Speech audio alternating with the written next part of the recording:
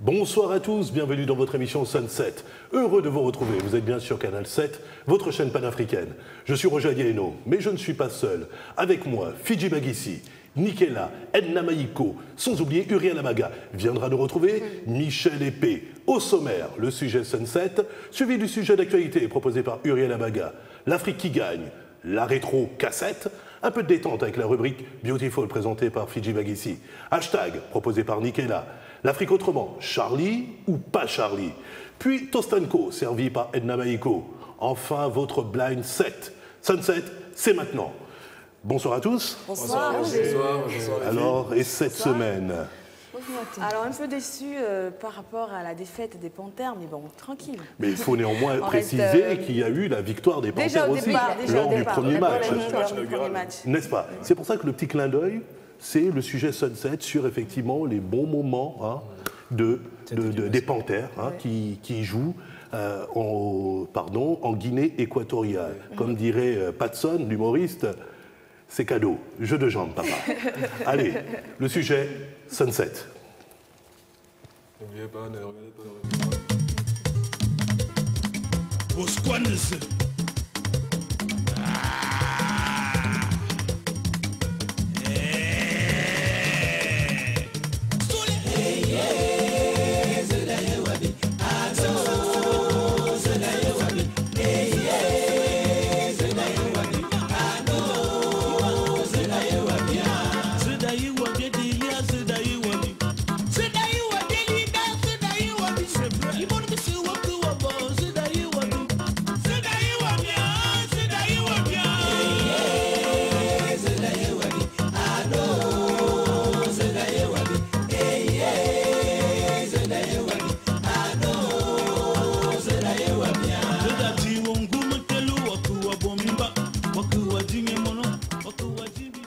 De retour sur le plateau de Sunset.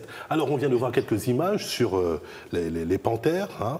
Alors, qu'est-ce qui nous a manqué face aux Diables Rouges du Congo? Alors, les experts, les amoureux du ballon rond. Le réalisme. Le réalisme. Trop confiant? Non, peut-être pas, mais tu sais, normalement, c'est comme un tueur à gage. Oui. Quand tu as des occasions, il ne faut pas les manquer, il faut les mettre au fond. Comme on a fait dans le premier match, contre le Burkina, on aurait dû faire la même chose au deuxième match. Donc pour toi, c'est le manque de réalisme.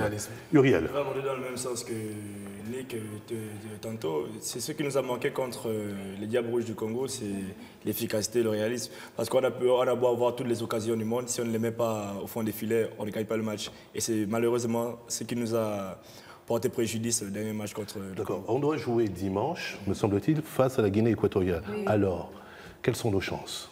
J'espère qu'ils auront le même punch que lors du premier match. Moi, je l'espère beaucoup. En tout cas, c'est cool. Je crois que ce sera un match ouvert parce que les deux équipes viennent avec des ambitions de qualification.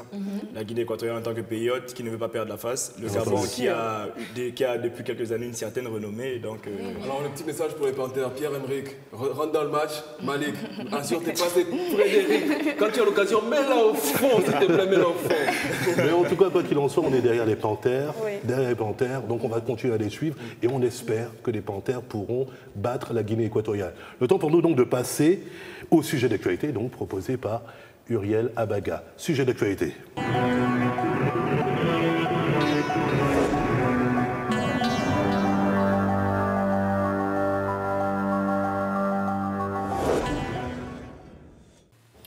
Quand on regarde les images qui défilent en ce moment sur le plateau, je n'ai pas envie de vous demander si c'est une info ou un tox ou vous faire...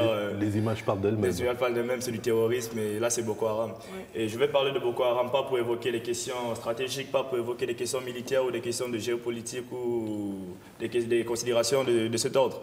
Je vais parler de Boko Haram pour édifier un peu le grand public sur ce qu'est réellement cette secte islamiste. Boko Haram a été fondé en 2002 par Mohamed Youssouf, un musulman salafiste qui avait pour ambition de lutter contre l'éducation occidentale. D'abord, le mot Boko Haram, l'expression Boko Haram signifie contre l'éducation occidentale. Donc, il s'agissait pour lui d'instaurer une sorte de califat islamique et d'imposer en quelque sorte la charia au plus grand nombre, à commencer par le nord-est du Nigeria et peut-être au fur et à mesure que les années allaient passer dans le reste du Nigeria et dans les autres pays environnants. Maintenant, après le décès de Mohamed Youssouf en 2009, le Ce groupe a été repris. La tête de ce groupe a été prise par Aboubacar Shekau, que le plus grand nombre connaît aujourd'hui. Et c'est sous son impulsion, sous, disons, sa présidence, que ce groupe a pris son aspect vraiment terroriste actuel, son aspect barbare, a commencé les exactions, les tueries, les enlèvements et tout ce qu'on peut regretter depuis 4, 5, 6 ans. J'ai lu dans un éditorial sur Jeune Afrique, écrit par Marwan Benyamed au début de cette année 2015, que nous sommes passés, et c'est quelque chose qui m'a frappé parce que c'était pertinent, nous sommes passés d'un terrorisme dirigé par des intellectuels. Et il entendait par là Ben Laden, Zawahiri, dans une moindre mesure Godan et Mohamed Youssouf, à passer à un terrorisme dirigé par des incultes, pour le dire ainsi, des personnes qui n'ont pas appris, des personnes qui n'ont que des notions de barbarie, des personnes qui n'ont que pour seul objectif, à l'heure réveil le matin, tuer des êtres humains, des innocents. Donc c'est devenu un terrorisme un peu sans foi, sans loi, sans limite. Une sorte d'anarchie. Donc finalement, on ne sait toujours pas ce qu'ils revendiquent, puisqu'il n'y a plus véritablement d'idéologie derrière tout ça. L'idéologie est restée, c'est qu'on le dit, nous nous imprégnons contre... Pas nous, parce que je ne fais pas partie de Boko Haram. Contre l'Occident, finalement. Quoi, c'est l'Occident qui est comme contre l'Occident. Il s'imprègne contre l'Occident, contre l'éducation occidentale, mais l'impression que Boko Haram donne depuis quelques années, c'est d'un peu avoir disons, diminué cet aspect, cette configuration, pour s'attaquer beaucoup plus à d'autres choses que nous ne pouvons pas à ce jour détailler concrètement. Alors une dernière question, sait-on qui se cache, en tout cas qui se cache derrière Boko Haram? Il y a bien des gens peut-être... Qui se cache Boko Haram? Vous parlez là de bailleurs de fonds Par exemple, oui, parce que... À ce jour... qui les ravitaille en armes? À ce jour, nous n'avons pas de données officielles, de sources officielles qui peuvent attester de l'implication d'une partie ou d'une autre. Juste que le groupe Boko Haram se revendique parfois des ramifications avec les Shebabs, parfois avec Al-Qaïda au Maghreb islamique, parfois avec la grande nébuleuse elle-même Al-Qaïda. Donc, nous savons juste que c'est un groupe terroriste d'obédience salafiste qui veut imposer une charia, mais jusqu'à ce jour, nous ne savons pas exactement qui est leur fournisseur en armes ou leur bailleur de fonds. Très bien, merci Uriel. Le temps pour nous de passer à une nouvelle rubrique, l'Afrique qui gagne.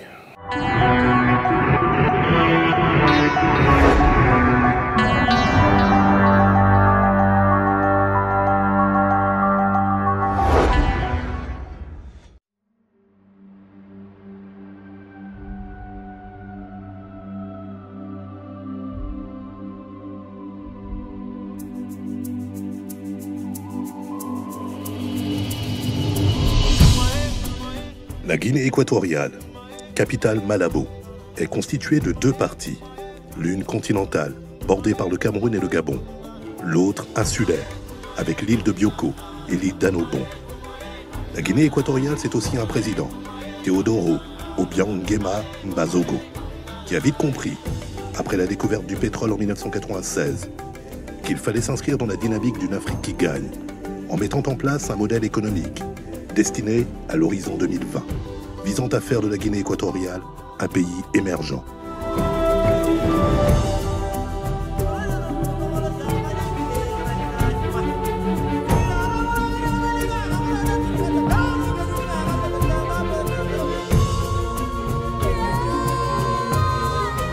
C'est dans cette optique que le gouvernement de cette République a fait le choix de développer tous les secteurs d'activité, de l'agriculture à l'éducation, en passant par les infrastructures de base et de communication.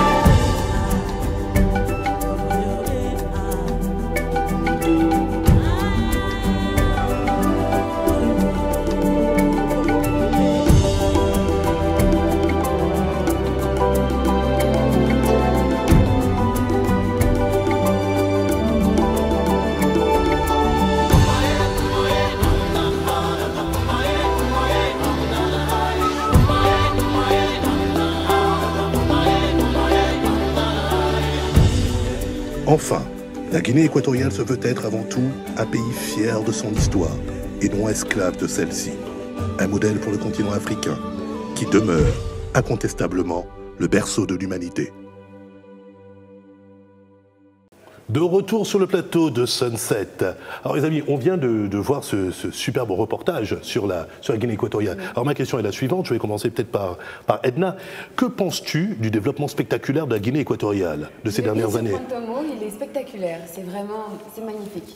Je ne veux pas donner des attributs à quelqu'un, mais sinon c'est très bien organisé, c'est bien tracé et il a su respecter l'environnement et le modernisme. D'accord, je vois que tu es très attaché à l'environnement. C'est Greenpeace que nous avons sur le plateau. Alors attends, pardon. Oui, vas-y. Moi, je suis très fascinée, surtout le côté forêt.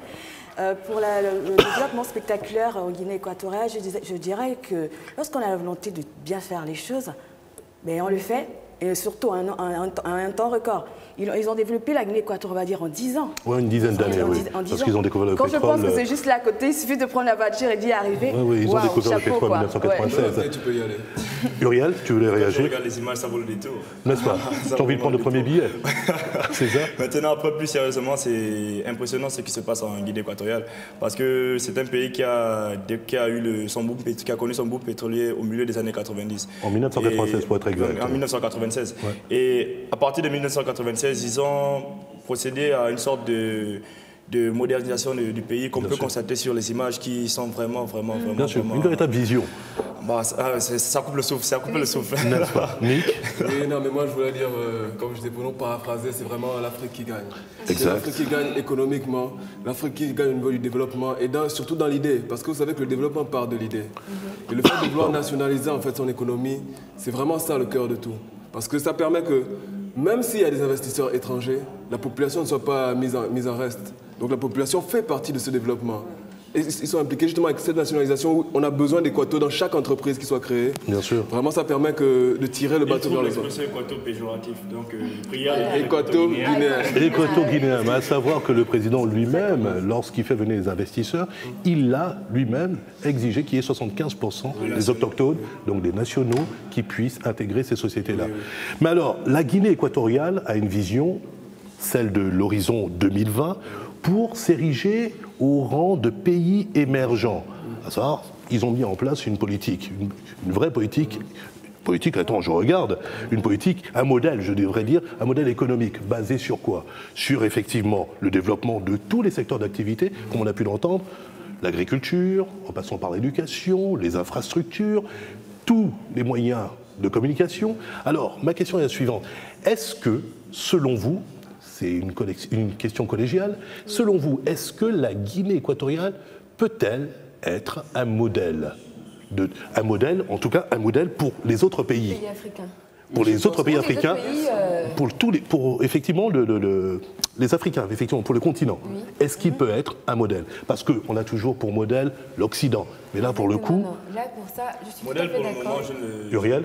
En 2015, être un modèle de développement, je ne dirais pas encore peut-être pas de développement. Avec autant d'enthousiasme. Attendons un peu 2020 pour voir les retombées, les conséquences ou bien les retombées de ce qu'ils sont en train d'entreprendre. Mais vous savez, l'année dernière en Guinée équatoriale, il y a eu un symposium qui avait pour but de présenter les opportunités d'investissement de la Guinée équatoriale aux investisseurs étrangers. Et là, le président Obiang Nguema a exprimé par le biais des membres de son gouvernement l'intention de diversifier l'économie de la Guinée équatoriale en s'axant sur des secteurs comme l'agriculture, le tourisme, la finance et bien d'autres choses. Et quand on parle de tourisme, qui dit tourisme dit infrastructure. Qui dit infrastructure dit les routes, les ponts, les stades. Et c'est ce qui a permis en quelque sorte à la Guinée équatoriale d'organiser une Coupe d'Afrique en 6 semaines. C'est impressionnant. Ça dénote déjà d'une certaine avancée dans le domaine des infrastructures, dans le domaine routier, dans le domaine des hôpitaux et dans le domaine du tourisme. Dans pas mal de secteurs, oui. Moi, je veux vraiment aller dans le sens de Uriel parce que, comme on dit, pour prendre une célèbre pub, l'important, c'est pas la performance, c'est la durée. Bien sûr. Et je pense que pour tout développement, la base, c'est d'abord les routes. Parce que les routes, c'est le déplacement. Ils ont misé sur ça. C'est la santé. Les hôpitaux, ils les ont mis en place. Maintenant, à partir de là, tout suivra. Vu que l'économie est déjà en mode de nationalisation, tant qu'ils continuent sur cette lancée, au moins 5 à 10 ans, la population va suivre. Parce que toute population a besoin d'être lancée et à partir de là, on ne peut pas arrêter l'économie. En tout cas, ils sont bien placés déjà. C'est Vas-y, l'un Fidji. des pays les plus grands receveurs d'investisseurs étrangers sur le continent. Edna, tu voulais réagir? Non, je n'ai plus rien à dire. Ah bon? Eh ben, et pourtant... Rien m'a coupé. Et pourtant, tu nous as jamais habitués à ça. Tu es pourtant très loquace. Alors, qu'est-ce qu'il y a? C'est l'émotion? On peut dire. N'est-ce pas? Alors, on va passer donc à la rétro-cassette. Merci.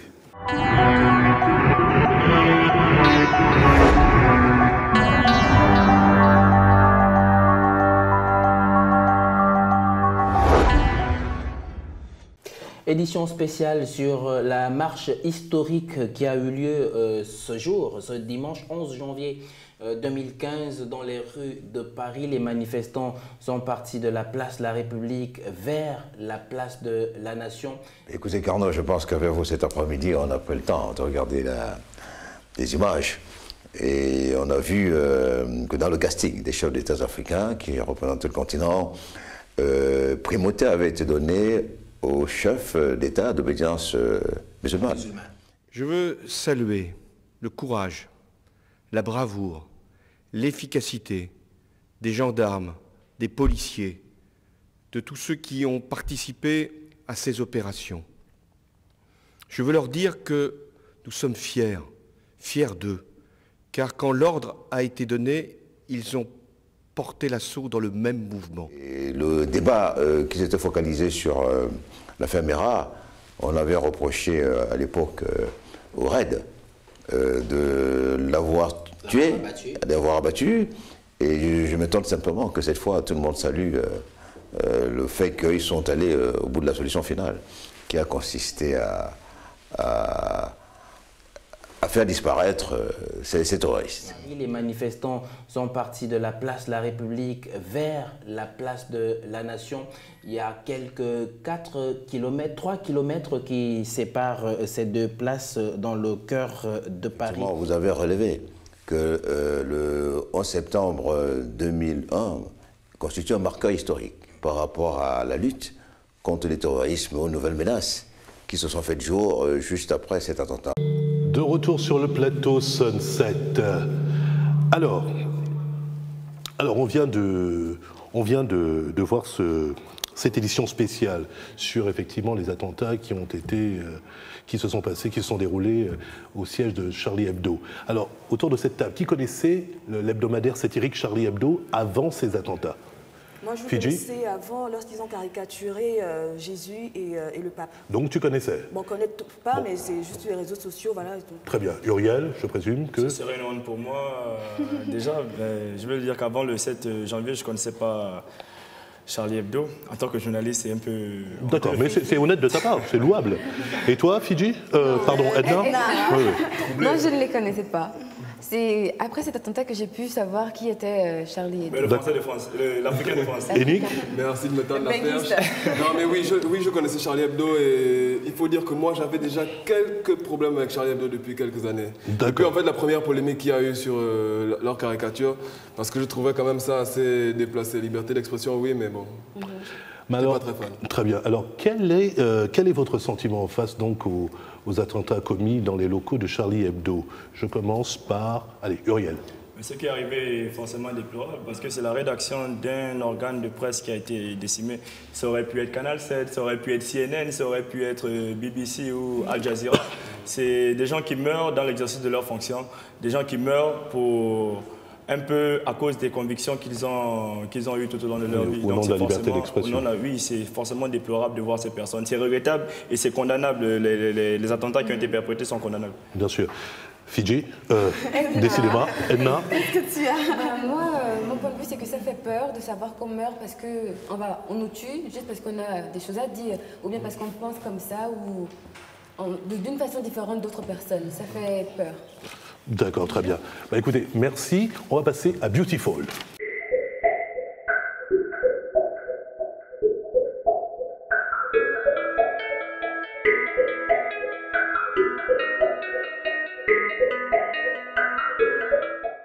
Alors, selon vous, de quoi s'agit-il? Il s'agit de la marque de café, Il s'agit du Rassoul ou alors il s'agit de la fiente de bébé colibri. Bon, la marque de café, on n'est pas, je suis on n'est pas en Colombie, donc c'est pas ça. Donc il reste plus que l'eau. Dis-nous tout alors. Il s'agit du Rassoul. Le Rassoul est une terre argileuse, lavante, extraite des roches d'Atlas au Maroc. C'est un produit utilisé par les femmes marocaines depuis des millénaires. Il a pour vertu de purifier, de nourrir le cheveu et les soins et le visage. Alors, vous avez derrière votre petit écran une recette très efficace pour nettoyer la peau en profondeur. Là, c'est un mélange de Rassoul, d'eau de rose ou encore l'eau de fleurs d'oranger. Ce sont des eaux florales qui ont des vertus très très efficaces. Alors dis-moi, Fidji, est-ce que ça correspond à tout type de peau? Alors ça correspond à tout type de peau, mais pour les peaux sèches, il faut aller mollo-mollo. Alors si vous voulez véritablement qu'il nourrisse votre peau en profondeur, il faut mettre souvent des huiles végétales comme l'huile d'amande douce ou encore l'huile d'olive. D'accord. Voilà. Et comment il s'utilise tous les jours ou bien? Alors le Rassoul, c'est comme un savon, il s'utilise quoitidiennement. Quotidiennement ou 3 à 4 fois par semaine. Ça dépendra de... C'est vraiment comme...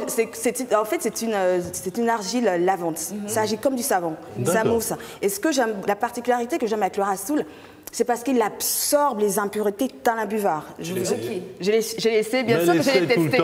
C'est vraiment du 100% naturel. Bien sûr que je l'ai testé. Et je vous garantis que si vous utilisez le Rassoul dans votre rituel beauté, vous verrez des effets quelques semaines après, mesdames et messieurs. Et c'est aussi pour vous, bien sûr. D'accord, on a bien compris le message et l'enseignement. Et c'est 100% bio. D'accord. Vive l'action cosmétique. Un peu plus explicite, mais j'ai envie de savoir quand même ce que signifie Rassoul. Alors, le Rassoul, c'est un mot arabe qui signifie laver. D'accord. Voilà. Merci. Je vous en prie, tout simplement. Merci, on passe à hashtag.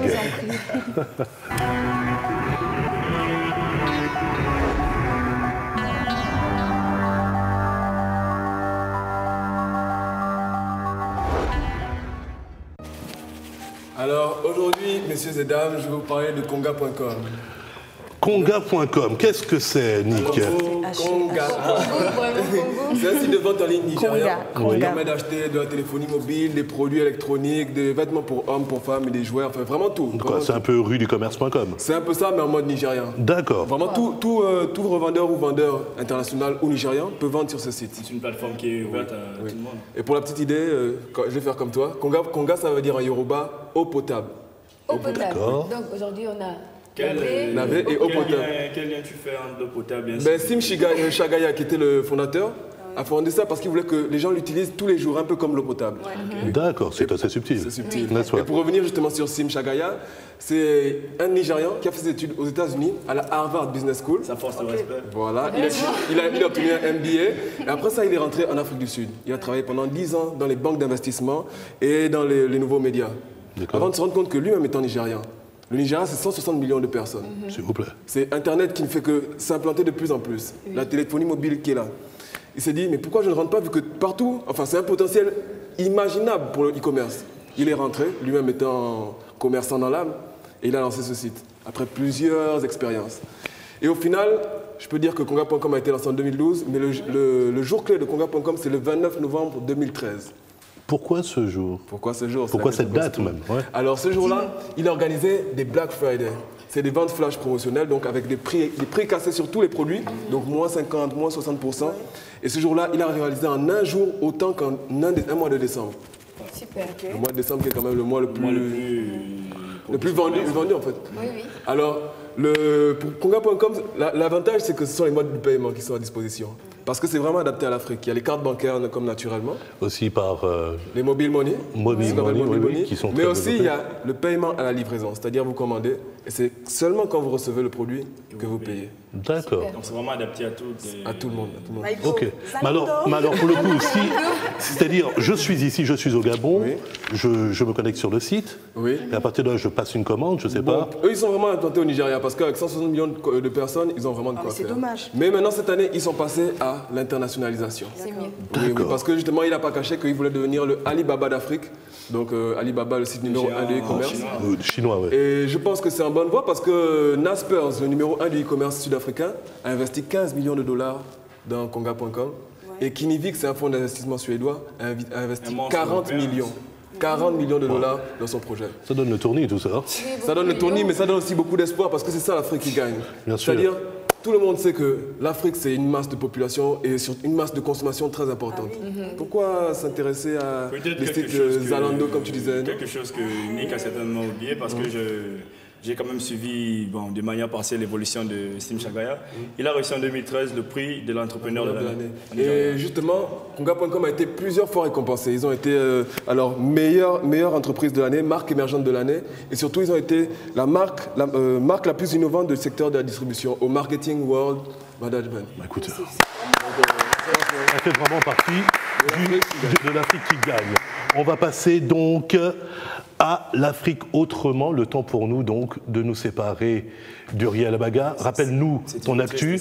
Non, c'est juste un au revoir, c'est pas un adieu, n'est-ce pas? Alors ton actu, très rapidement. Les 6h, les 13h de la rédaction de Canal 7 en alternance avec mes confrères de la rédaction. D'accord, merci Uriel. Le temps pour nous d'accueillir finalement on l'attendait depuis longtemps, le pape de l'information, le patron de la rédaction de Canal 7, Michel Épée. Il sera avec nous tout de suite après l'Afrique autrement, après ça.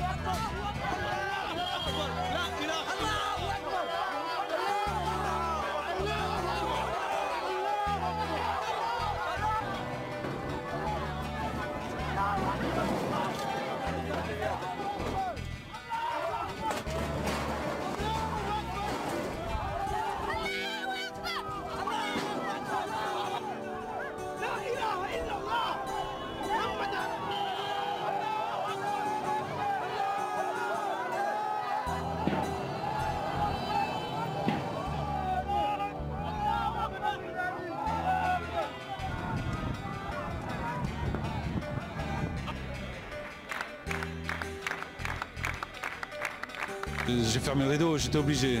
Je pouvais pas, Cabu, tous ces gens-là qui ont bercé ma vie, qui m'ont donné des goûts politiques, qui m'ont donné l'envie de voir les choses autrement. Putain, on les tue quoi. Qu'est-ce que je dois faire? Je dois rester dans mon magasin comme ça, attendre béatement que ça finisse? Non, c'est pas possible.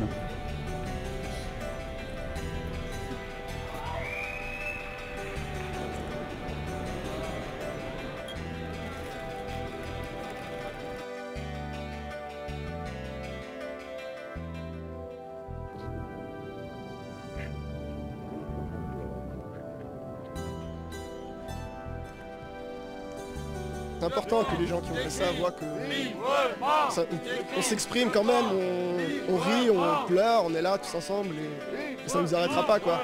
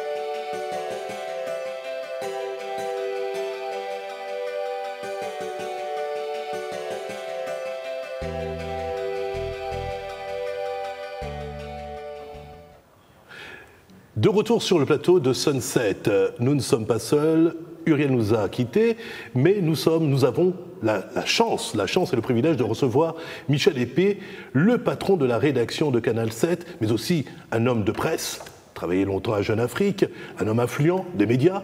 Alors Michel, merci d'avoir accepté cette invitation. Tout le plaisir est pour moi. Merci infiniment. Très bien. Alors, Michel, on vous invite aujourd'hui sur ce plateau, face, effectivement, vous qui êtes un homme de presse, un journaliste avéré, et voire même aguerri, sur les événements qui se sont passés, donc les événements de Charlie Hebdo. Alors, la première question est la suivante. Que pensez-vous des caricatures qui ont été faites sur Mahomet, donc par rapport à le 7 janvier dernier? Écoutez, je voudrais déjà dire, surtout aux nouvelles générations, que je fais partie des gens qui ont été façonnés dans le moule même de la liberté de la presse. C'est-à-dire que je suis entré dans la carrière en 90.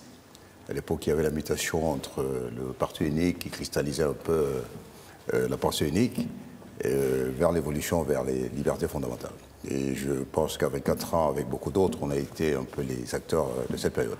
D'accord. Donc j'ai la liberté de la presse chevillée au corps. C'est mon ADN. Et donc, fondamentalement, pour les questions à venir, je pense que vous ne serez pas suivi par rapport à mes inclinations. D'accord. Mais alors, concernant ces, comment dirais-je, cette caricature de Mahomet, ou même ces caricatures, parce qu'il n'y en a pas eu qu'une, alors, selon vous, est-ce du blasphème? Mais écoutez, c'est un débat qui a focalisé la planète tout entière et qui a aussi interpellé notre rédaction.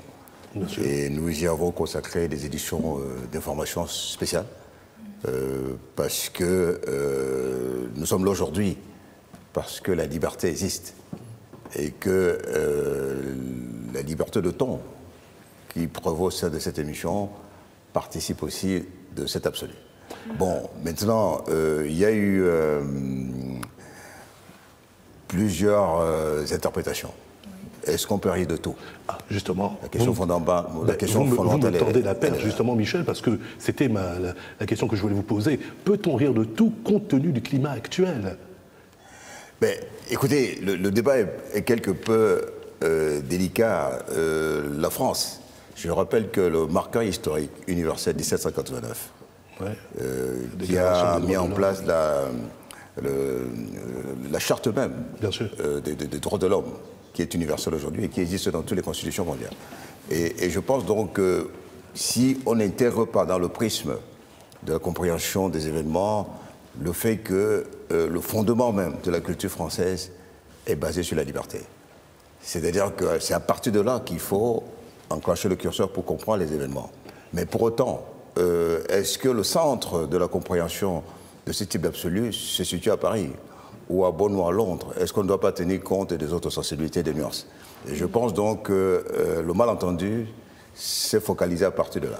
D'accord. Nick, je vais rebondir, M. Épée, sur la Charte des droits de l'homme que vous évoquez, de 1789. Oui, oui. Je vais vous demander, surtout, en plus, je pense savoir que les fondateurs de Charlie Hebdo, vous les connaissez personnellement. Oui.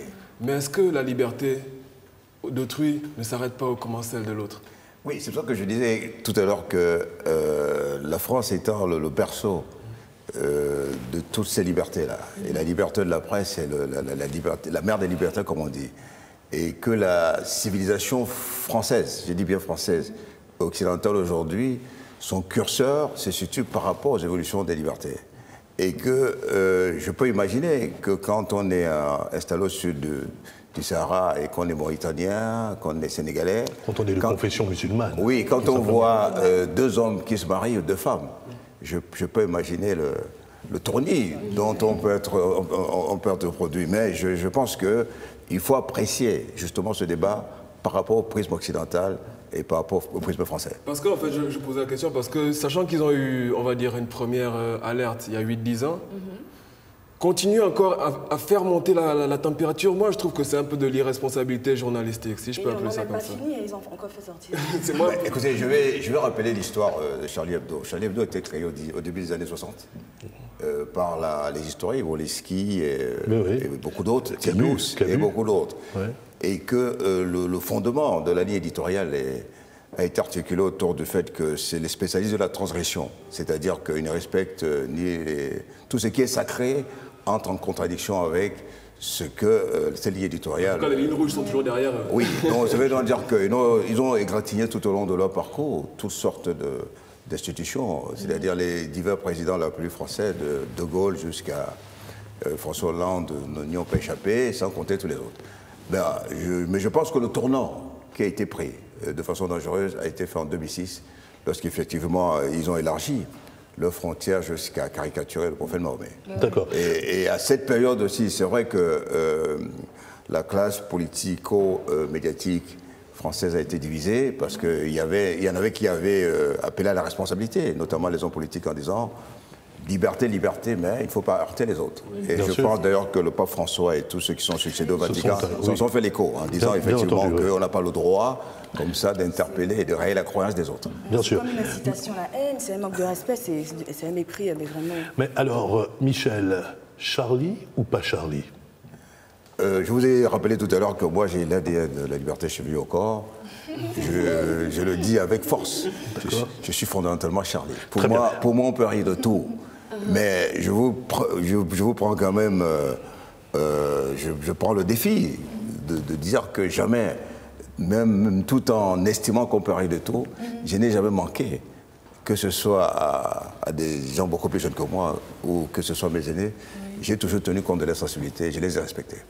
Moi, je pense que même si on est partisan de la liberté intégrale, il faut respecter autrui et surtout ce qui lui est sacré. D'accord. C'est très important. Tout en étant un homme libre, un esprit libre. Bien sûr. Alors, Michel, une dernière question concernant la marche qui s'est tenue à Paris. Quel est votre sentiment face à cette marche? Était-ce une marche au nom de la liberté d'expression ou une marche contre le terrorisme? On s'y perd un peu parce que ça fait polémique. Hein, Exactement. parce qu'il y a eu des chefs d'État qui se sont joints effectivement à cette marche. Et donc, ça a été relayé par différents médias. Beaucoup n'ont pas compris la place de ces chefs d'État, aussi bien de différents continents. Alors, une marche contre le terrorisme, contre la liberté, pour, pardonnez-moi, la liberté d'expression, quel est le sens de cette marche? Écoutez, je crois qu'il y a plusieurs leçons à tirer. La première leçon est d'abord le choc des civilisations, dont je vais structurer dans mon argumentaire autour de ce que c'est que l'islam aujourd'hui. De mon point de vue, et en intégrant un peu la vision de la plupart des spécialistes, il y a deux types de courants musulmans. Il y a un islam qui est modéré, qui est soluble dans la vision laïque que nous avons un peu de nos sociétés, qui est humaniste. Bien sûr. Et puis il y a, qui prône la paix comme d'effigie. Et puis il y a un islam extrêmement grégaire, violent, intolérant. Donc tout au long de ces journées, moi j'ai appelé à une clarification. C'est-à-dire qu'il faut que les uns et les autres puissent prendre position par rapport à l'islam qui leur tient à cœur. Ça, c'est la première chose. Donc, le deuxième islam, donc, l'islam que j'ai évoqué, est en contradiction avec les valeurs occidentales. Et c'est un peu cet islam qui a été perverti par le patron de Boko Haram aujourd'hui, Abubakar Shekau. C'est-à-dire que c'est le même visage d'islam qui prône l'installation de la charia et qui, en se prévalant du prophète, exclut l'autre, jusqu'à parfois commettre des crimes extrêmement odieux. Alors, attenter à la vie d'autrui, c'est... La deuxième leçon que j'ai tirée de cet événement, c'est qu'il y a eu la consécration des valeurs occidentales, c'est-à-dire la liberté, et que le chef d'État français a fait la démonstration que lorsque les valeurs de la civilisation occidentale sont menacées, ils sont capables de se mobiliser et de faire front. Et c'est donc la démarche et l'explication que moi je trouve effectivement à la marche de Paris. Bon, maintenant à l'intérieur de cette marche, il y a eu une espèce de malentendu. C'est-à-dire que pour donner une dimension universaliste à cette marche, on a appelé quelques représentants des damnés de la terre, c'est-à-dire Macky Sall, Omar Bongo Ndimba, le président du Mali, qui était d'ailleurs à la droite de François Hollande. Et je pense donc qu'ils sont venus apporter leur caution par rapport à... Pour la solidarité. Je pense que le message est bien passé. Merci Michel. Vous restez avec nous. Nous allons passer à table. C'est la rubrique Tostanko. Avec Edna. Et on se demande bien aujourd'hui qu'est-ce que Edna Maïko va pouvoir fait pour nous. Vu qu'on est toujours dans la semaine et dans le mois de la Cannes, pour pas avoir un coup de barre, genre quand le téléphone il est à plat, vous allez faire des céréales, des barres de céréales. Vous allez faire quoi? Des barres de céréales énergétiques. Excusez. Mais vous allez faire des barres de céréales énergétiques. Ben pour ça, il va falloir avoir d'abord, pour les réaliser, il vous faut du beurre, du muesli, un paquet de pépites de chocolat, un paquet de pépites de chocolat. De l'abricot, je pense. Il en faut combien? 2, 3? Il faut juste une boîte, merci Roger. Et il faut savoir que pour faire ça, il faut du lait concentré mais non sucré. Donc on a, bon, pour pas faire de pub, pour les femmes qui ne connaissent pas, il y a le bonnet rouge. Il est non sucré mais il est concentré. Et il vous faut une bonne quantité de miel et des fruits secs. Vous mélangez tout ça dans un plat, mais ne mettez pas le chocolat avant. Vous mettez tout ce qui est sec, après vous mettez le lait, vous mettez le chocolat en dernier, vous mettez ça au four et vous attendez 10 minutes à 180 degrés et vous avez vos barres de céréales top et bien. D'accord. Alors, Michel, vous êtes un fin épicurien, parce qu'on se connaît aussi dans la vie, il faut le signaler. Alors plutôt, gourmand ou gourmet? Je connais déjà la réponse. Naturellement gourmet. N'est-ce pas? La messe est dite. Alors on va passer tout de suite. Merci Edna. Mais Edna, dis-moi, on te voit très souvent dans Sept à table. Oui, Sept à table, mais alors, dis-nous-en un peu plus. Sept à table est votre émission de cuisine qui va certainement débuter d'ici là, mais vous aurez la version courte de 5 minutes qui sera présentée par un cuisinier qui vous fera des plats faciles à faire, qui prend pas trop de temps. Pour les gens comme nous qui rentrent un peu tard, on rentre tard à la maison, on veut manger vite. Donc il y aura ce Sept à table de 5 minutes et bien sûr, vous allez me retrouver pour l'hebdomadaire d'ici là aussi. D'accord. Donc tous à vos fourchettes. Oui, tous à vos fourchettes. Très bien. Alors, pardon? On peut goûter? Oui. On va passer au blind set. On va goûter ça tout à l'heure. On passe tout de suite au blind set.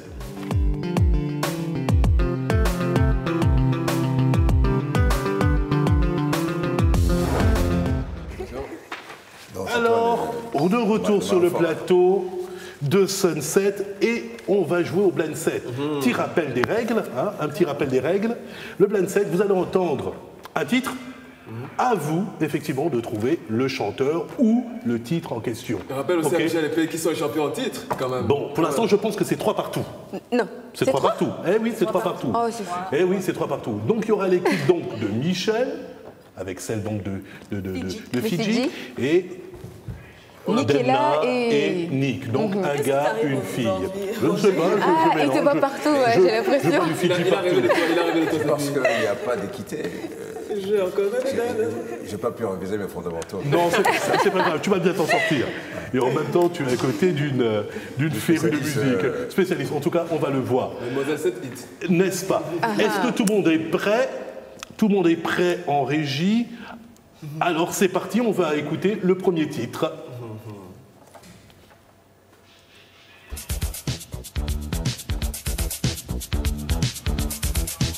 Michael Jackson. Alors on n'a pas de... Attention, on va voir le retour sans doute. Il arrive. Il arrive. Ah bah oui. Alors, qui?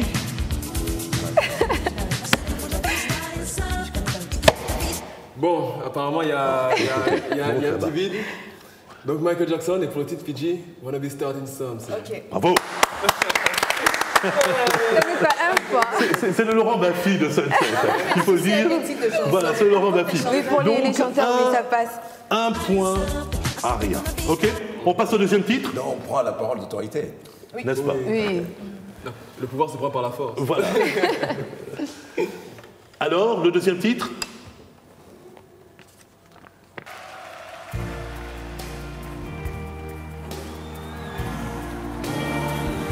One More Night de Phil Collins. Bravo, un partout. Ah, super. Félicitations. Magnifique. Ma chanson préférée. Ah oui, on va tous danser là-dessus. Hein. Premiers amours, ouais. Oh, magnifique. Oh, One Man Night. Oh, One More Night. Je ne sais pas qui est la régie, c'est Stéphane, c'est Guilain, c'est Randy. Non, c'est Rodi. Enfin, peu importe. Le troisième titre. Marvin Gaye, Sexual. Ouais. Qui veut dire Quoi, chaleur sexuelle. Bravo. Non, c'est pas lui. Il n'a pas donné le titre. Il a donné le titre. Il a dit sexualité. Eh oui. Direction sexuelle, monsieur. Oui, monsieur. Oui, monsieur. Je suis champion en titre. Oui, monsieur. 2 à 1. Oh, grand morceau. Ah oui. Qui n'a pas aimé ce morceau? Marvin Gaye. D'ailleurs, il a été victime de l'intolérance religieuse. Oui, Il a été assassiné par à cause de cette chanson, d'ailleurs. Charlie à valeur. Le quatrième titre. Alors tout le monde connaît ça. Madonna. C'est même le cinquième titre. Alors, Madonna. Oui, c'est Madonna. Je veux dire ou pas? Vas-y. Magnifique. Ah non, non, mais Roger, tu avais dit que Je n'aime pas le jeu. On ne peut pas se départager de moi. Non. Donc c'était le quatrième titre. 0,50, 0,50. La mission bouffée dans la braille, c'est pas juste. C'est un bouffé dans la braille. On passe au cinquième titre. Olivier Ngoma. Mouette. Non. Adia. Non. Mais on accepte parce qu'elle a donné déjà. Oui, elle a déjà dit voilà, c'est le chanteur. le titre, la chanson. Donc c'est Olivier Ngoma. Et le titre c'était Saga. Eh oui. Saga. Eh oui, une pensée pour Olivier Non, Ngoma. Saga Africa, c'est Pose un peu, Oli. Yannick Noah. Yannick Noah, oui, c'est vrai. C'est parti. Ouais, c'est Lover. Charlie, faisons la En ce sang de guerre, j'ai tenu à apporter un peu d'amour. J'ai tenu à apporter un peu d'amour avec les Poetic Lovers. Bravo. Les Poetic Lovers. Là, nous faisons l'amour ce soir. On laisse couler. On laisse un peu couler. Attends, c'est le métier, là. Non, c'était le dernier. C'était le dernier C'était qu'elle le a dernier. gagné. Je suis fier d'apporter des Bravo, félicitations. Voilà, c'est comme ça. Non, bon, c'est bon, je quitte le plateau. Non. Magnifique. On va passer. C'est Michel Épée qui t'a fait gagner. C'est Michel Épée. C'est fini. Oui. C'est ta bonne étoile aujourd'hui. C'est extraordinaire. Ben, c'est déjà fini. Là, j'entends le son de la semaine qui sonne le glas, véritablement à la fin de l'émission. Ce n'est pas des adieux, ce ne sont pas des adieux, c'est juste un au revoir.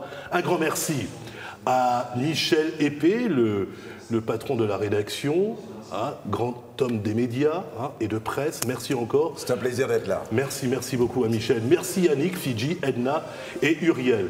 Mais aussi à l'ensemble des équipes techniques. Idriss Ngo et Ngo Akougé à la réalisation. Mais bravo, Merci à tous. Et n'oubliez pas, la télé, c'est que du bonheur. À la semaine prochaine. Merci Michel.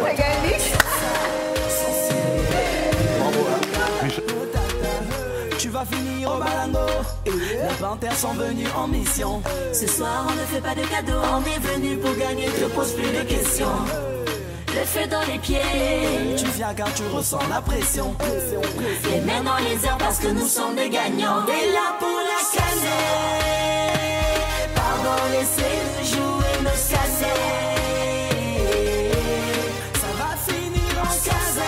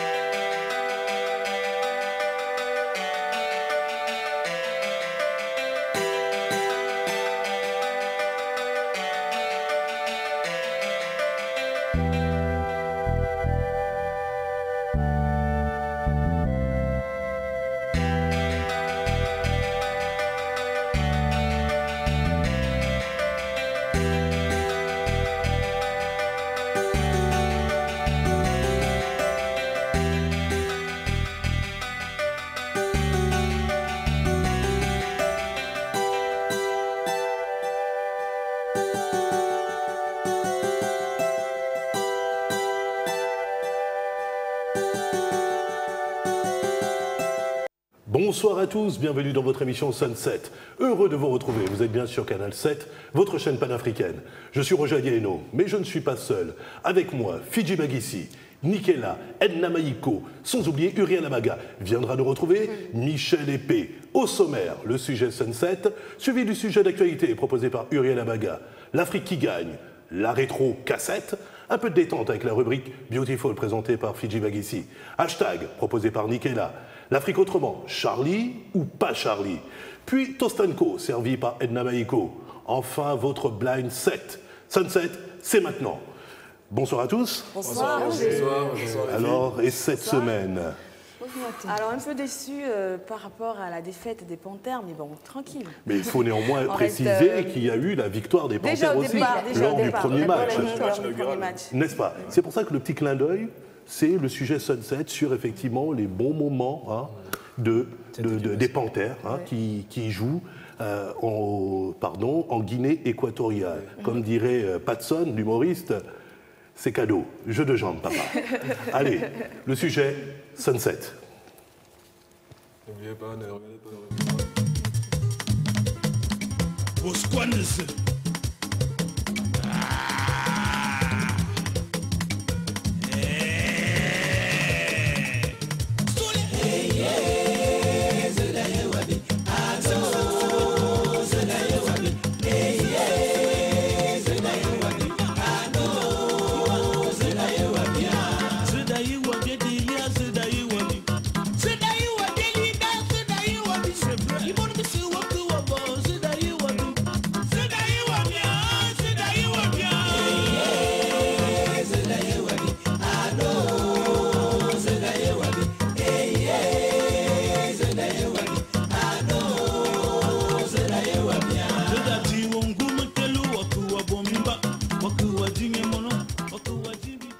De retour sur le plateau de Sunset. Alors, on vient de voir quelques images sur les Panthères. Alors, qu'est-ce qui nous a manqué face au Diable Rouge du Congo? Alors, les experts, les amoureux du ballon rond. Le réalisme. Le réalisme. Trop confiant? Non, peut-être pas, mais tu sais, normalement, c'est comme un tueur à gage. Quand tu as des occasions, il ne faut pas les manquer, il faut les mettre au fond. Comme on a fait dans le premier match, contre le Burkina, on aurait dû faire la même chose au deuxième match. Donc pour toi, c'est le manque de réalisme. Uriel. On va aller dans le même sens que Nick tantôt. C'est ce qui nous a manqué contre les Diables Rouges du Congo, c'est l'efficacité et le réalisme. Parce qu'on a beau avoir toutes les occasions du monde, si on ne les met pas au fond des filets, on ne gagne pas le match. Et c'est malheureusement ce qui nous a porté préjudice le dernier match contre le Congo. On doit jouer dimanche, me semble-t-il, face à la Guinée équatoriale. Oui. Alors, quelles sont nos chances? J'espère qu'ils auront le même punch que lors du premier match. Du premier match. Moi, je l'espère beaucoup. En tout cas, c'est cool. Je crois que ce sera un match ouvert parce que les deux équipes viennent avec des ambitions de qualification. La Guinée équatoriale en tant que pays hôte qui ne veut pas perdre la face. Le Gabon qui a depuis quelques années une certaine renommée. Donc, Alors, le petit message pour les Panthères. Pierre-Emerick, rentre dans le match. Malik, assure tes passes. Frédéric, quand tu as l'occasion, mets-la au fond, s'il te plaît, mets-la au fond. Mais en tout cas, quoi qu'il en soit, on est derrière les Panthères. Derrière les Panthères. Donc, on va continuer à les suivre. Et on espère que les Panthères pourront battre la Guinée équatoriale. Le temps pour nous donc de passer au sujet d'actualité, donc proposé par Uriel Abaga. Sujet d'actualité.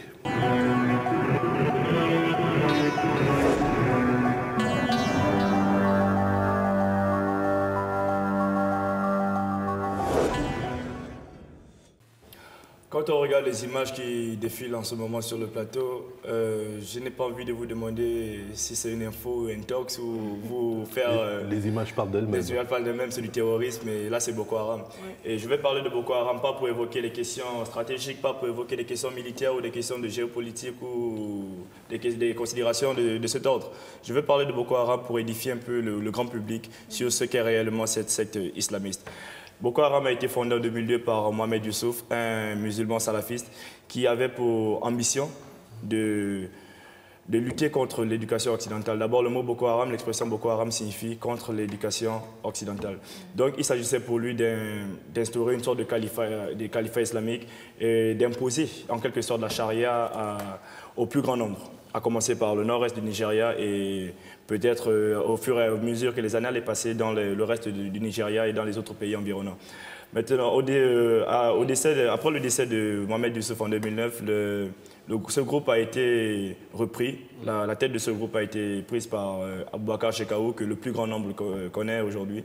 Et c'est sous son impulsion, sous, disons, sa présidence, que ce groupe a pris son aspect vraiment terroriste actuel, son aspect barbare, a commencé les exactions, les tueries, les enlèvements et tout ce qu'on peut regretter depuis 4, 5, 6 ans.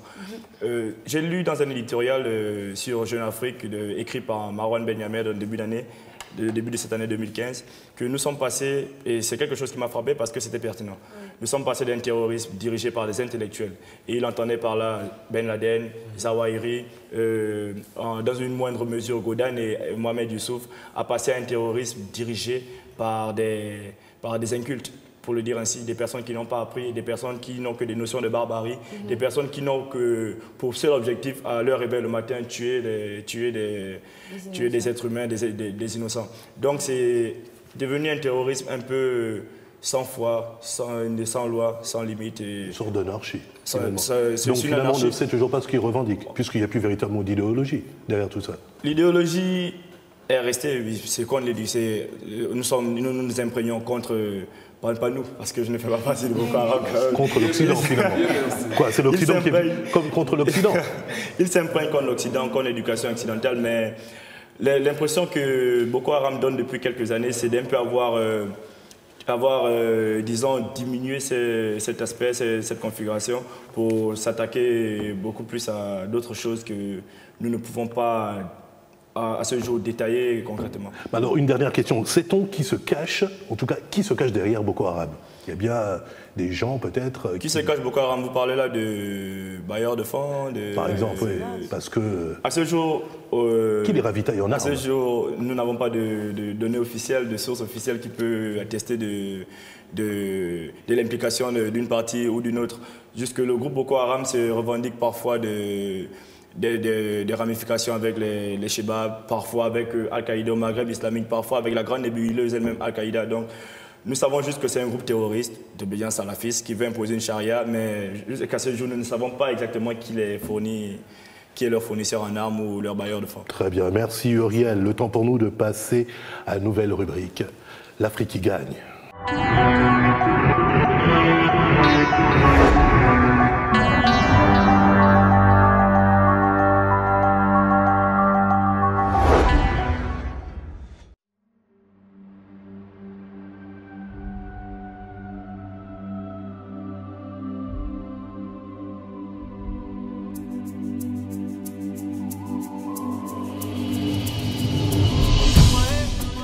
La Guinée équatoriale, capitale Malabo, est constituée de deux parties, l'une continentale, bordée par le Cameroun et le Gabon, l'autre insulaire, avec l'île de Bioko et l'île d'Annobon.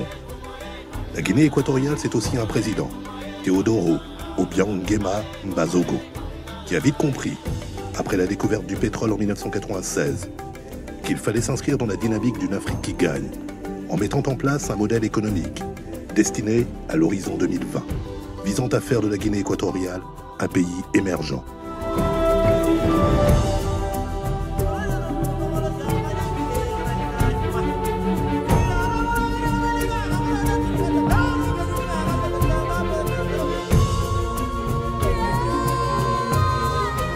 C'est dans cette optique que le gouvernement de cette République a fait le choix de développer tous les secteurs d'activité, de l'agriculture à l'éducation, en passant par les infrastructures de base et de communication.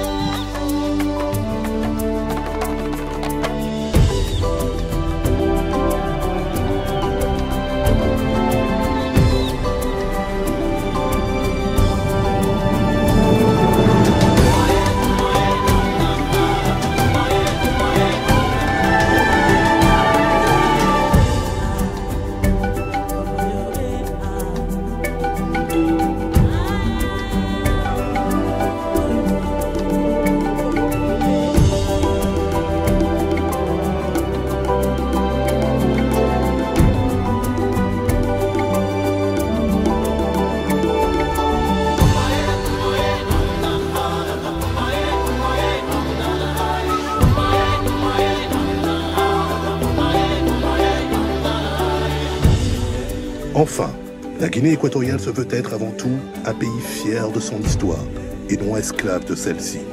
Un modèle pour le continent africain qui demeure incontestablement le berceau de l'humanité. De retour sur le plateau de Sunset. Alors les amis, on vient de voir ce superbe reportage sur la Guinée équatoriale. Alors ma question est la suivante, je vais commencer peut-être par Edna. Que penses-tu du développement spectaculaire de la Guinée équatoriale de ces dernières années? Il est spectaculaire, c'est magnifique. Il a, je ne veux pas donner des attributs à quelqu'un, mais sinon c'est très bien organisé, c'est bien tracé. Et il a su respecter l'environnement et le modernisme. D'accord, je vois que tu es très attaché à l'environnement. Hein, c'est Greenpeace que nous avons sur le plateau. Alors attends, pardon. Oui, vas-y. Moi je suis très fascinée, surtout le côté forêt. Pour le développement spectaculaire en Guinée équatoriale, je dirais que lorsqu'on a la volonté de bien faire les choses, ben on le fait, et surtout à un temps record. Ils ont développé la Guinée équatoriale, on va dire, en 10 ans. Oui, une dizaine d'années, oui. Parce qu'ils ont découvert le pétrole. Quand je pense que c'est juste là à côté, il suffit de prendre la voiture et d'y arriver. Oui, ils ont découvert le pétrole en 1996. Ouais. Tu peux y aller. Uriel, tu voulais réagir? Je regarde les images, ça vaut le détour. N'est-ce pas? Tu as envie de prendre le premier billet? C'est ça? Maintenant, après, plus sérieusement, c'est impressionnant ce qui se passe en Guinée équatoriale. Parce que c'est un pays qui a connu son boom pétrolier au milieu des années 90. En 1996, pour être exact. En 1996. Ouais. Et à partir de 1996, ils ont procédé à une sorte de modernisation du pays qu'on peut constater sur les images qui sont vraiment. Bien sûr, une véritable vision. Bah, ça coupe le souffle, N'est-ce pas, Nick? Oui, non, mais moi je voulais dire, comme je disais pour nous paraphraser, c'est vraiment l'Afrique qui gagne. C'est l'Afrique qui gagne économiquement, l'Afrique qui gagne au niveau du développement et surtout dans l'idée, parce que vous savez que le développement part de l'idée.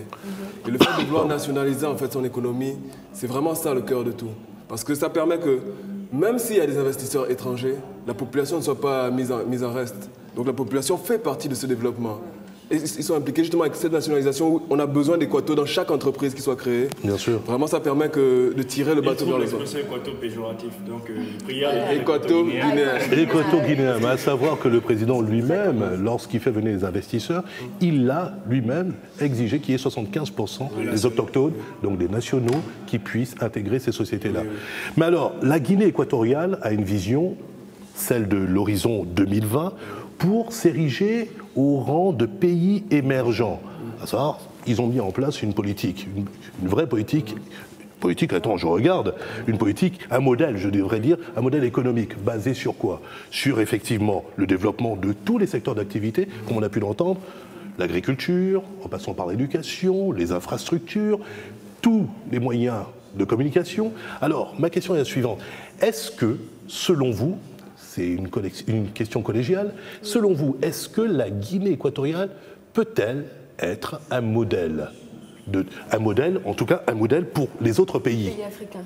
Pour les autres pays africains, pour effectivement les Africains, effectivement, pour le continent. Oui. Est-ce qu'il peut être un modèle? Parce qu'on a toujours pour modèle l'Occident. Mais là, pour le coup... Non. Là, pour ça, je suis modèle tout à fait pour le moment, Uriel? En 2015, être un modèle de développement, je ne dirais pas encore. Peut-être pas de développement. Avec autant d'enthousiasme. Attendons un peu 2020 pour voir les retombées, les conséquences ou bien les retombées de ce qu'ils sont en train d'entreprendre. Mais vous savez, l'année dernière en Guinée équatoriale, il y a eu un symposium qui avait pour but de présenter les opportunités d'investissement de la Guinée équatoriale aux investisseurs étrangers. Et là, le président Obiang Nguema a exprimé par le biais des membres de son gouvernement l'intention de diversifier l'économie de la Guinée équatoriale en s'axant sur des secteurs comme l'agriculture, le tourisme, la finance et bien d'autres choses. Et quand on parle de tourisme, qui dit tourisme dit infrastructure. Qui dit infrastructure dit les routes, les ponts, les stades. Et c'est ce qui a permis en quelque sorte à la Guinée équatoriale d'organiser une Coupe d'Afrique en 6 semaines. C'est impressionnant. Ça dénote déjà d'une certaine avancée dans le domaine des infrastructures, dans le domaine routier, dans le domaine des hôpitaux et dans le domaine du tourisme. Dans pas mal de secteurs, oui. Moi, je veux vraiment aller dans le sens de Uriel parce que, comme on dit, pour prendre une célèbre pub, l'important, c'est pas la performance, c'est la durée. Bien sûr. Et je pense que pour tout développement, la base, c'est d'abord les routes. Parce que les routes, c'est le déplacement. Ils ont misé sur ça. C'est la santé. Les hôpitaux, ils les ont mis en place. Maintenant, à partir de là, tout suivra. Vu que l'économie est déjà en mode de nationalisation, tant qu'ils continuent sur cette lancée, au moins 5 à 10 ans, la population va suivre. Parce que toute population a besoin d'être lancée et à partir de là, on ne peut pas arrêter l'économie. En tout cas, ils sont bien placés déjà. Vas-y, Fidji. C'est l'un des pays les plus grands receveurs d'investisseurs étrangers sur le continent. Edna, tu voulais réagir? Non, je n'ai plus rien à dire. Ah bon? Eh ben, et pourtant... Rien m'a coupé. Et pourtant, tu nous as jamais habitués à ça. Tu es pourtant très loquace. Alors, qu'est-ce qu'il y a? C'est l'émotion? On peut dire. N'est-ce pas? Alors, on va passer donc à la rétro-cassette. Merci.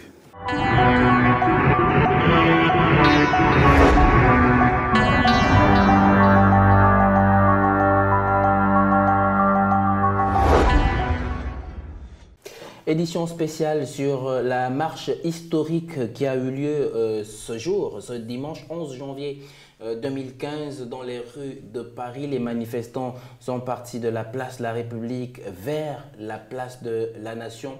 Écoutez, Carnot, je pense qu'avec vous cet après-midi, on a pris le temps de regarder les images. Et on a vu que dans le casting des chefs d'État africains qui représentent le continent, primauté avait été donnée au chef d'État d'obédience musulmane. Je veux saluer le courage, la bravoure, l'efficacité des gendarmes, des policiers, de tous ceux qui ont participé à ces opérations.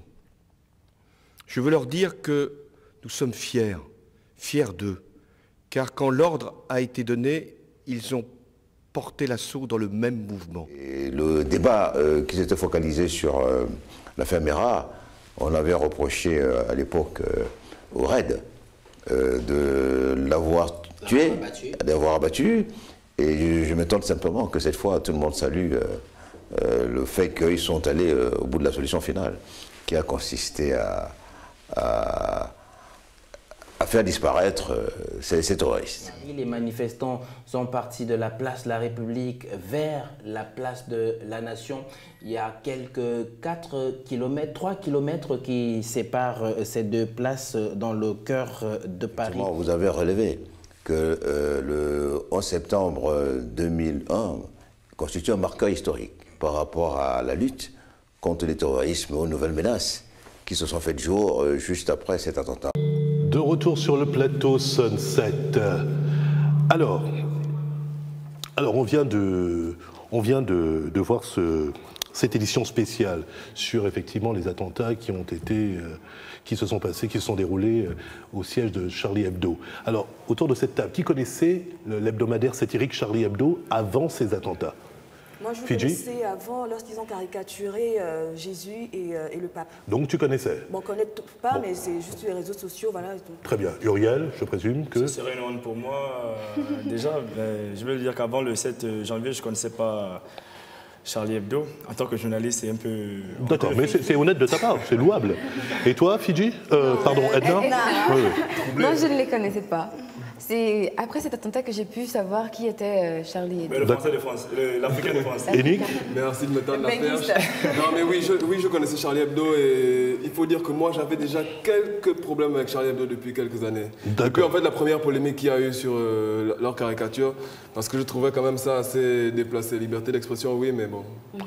Mais alors, pas très fan. Très bien. Alors quel est votre sentiment face donc aux attentats commis dans les locaux de Charlie Hebdo? Je commence par... Allez, Uriel. Mais ce qui est arrivé est forcément déplorable parce que c'est la rédaction d'un organe de presse qui a été décimé. Ça aurait pu être Canal 7, ça aurait pu être CNN, ça aurait pu être BBC ou Al Jazeera. C'est des gens qui meurent dans l'exercice de leur fonction, des gens qui meurent pour... un peu à cause des convictions qu'ils ont eues tout au long de leur vie. Au nom de la liberté d'expression. Oui, c'est forcément déplorable de voir ces personnes. C'est regrettable et c'est condamnable. Les attentats qui ont été perpétrés sont condamnables. Bien sûr. Fidji, décidément. Edna? Qu'est-ce que tu as? Moi, mon point de vue, c'est que ça fait peur de savoir qu'on meurt parce qu'on nous tue, juste parce qu'on a des choses à dire, ou bien parce qu'on pense comme ça, ou d'une façon différente d'autres personnes. Ça fait peur. D'accord, très bien. Bah, écoutez, merci. On va passer à Beautiful.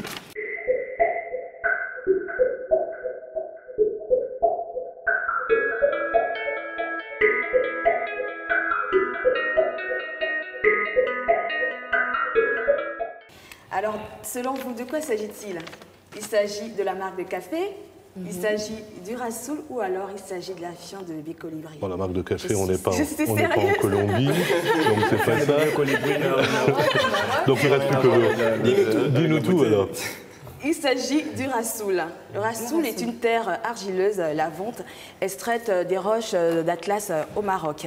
C'est un produit utilisé par les femmes marocaines depuis des millénaires. Il a pour vertu de purifier, de nourrir le cheveu et les soins et le visage. Alors, vous avez derrière votre petit écran une recette très efficace pour nettoyer la peau en profondeur. Là, c'est un mélange de rassoul, d'eau de rose ou encore l'eau de fleurs d'oranger. Ce sont des eaux florales qui ont des vertus très très efficaces. Alors dis-moi, Fidji, est-ce que ça correspond à tout type de peau? Alors ça correspond à tout type de peau, mais pour les peaux sèches, il faut aller mollo-mollo. Alors si vous voulez véritablement qu'ils nourrissent votre peau en profondeur, il faut mettre souvent des huiles végétales comme l'huile d'amande douce ou encore l'huile d'olive. D'accord. Voilà. Et comment il s'utilise tous les jours ou bien? Alors le rassoul, c'est comme un savon, il s'utilise quotidiennement. Quotidiennement ou 3 à 4 fois par semaine. Ça dépendra de... C'est vraiment comme... En fait, c'est une argile lavante. Ça agit comme du savon. Ça mousse. Et la particularité que j'aime avec le rassoul, c'est parce qu'il absorbe les impuretés dans la buvard. Je l'ai essayé, bien sûr que je l'ai testé. C'est vraiment du 100% naturel. Bien sûr que je l'ai testé. Et je vous garantis que si vous utilisez le rassoul dans votre rituel beauté, vous verrez des effets quelques semaines après, mesdames et messieurs. Et c'est aussi pour vous, bien sûr. D'accord, on a bien compris le message et l'enseignement. Et c'est 100% bio. D'accord. Vive la slow cosmétique. Un peu plus explicite, mais j'ai envie de savoir quand même ce que signifie rassoul. Alors, le rassoul, c'est un mot arabe qui signifie laver. D'accord. Voilà. Merci. Je vous en prie, tout simplement. Merci. On passe à hashtag.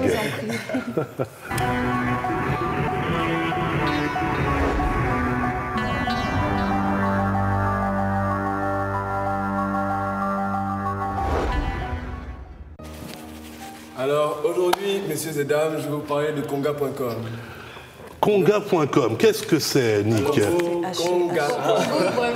C'est un site de vente en ligne nigérien qui permet d'acheter de la téléphonie mobile, des produits électroniques, des vêtements pour hommes, pour femmes et des jouets, enfin vraiment tout. C'est un peu rue du commerce.com. C'est un peu ça, mais en mode nigérien. D'accord. Vraiment tout revendeur ou vendeur international ou nigérien peut vendre sur ce site. C'est une plateforme qui est ouverte à tout le monde. Et pour la petite idée, je vais faire comme toi. Konga, ça veut dire en Yoruba eau potable.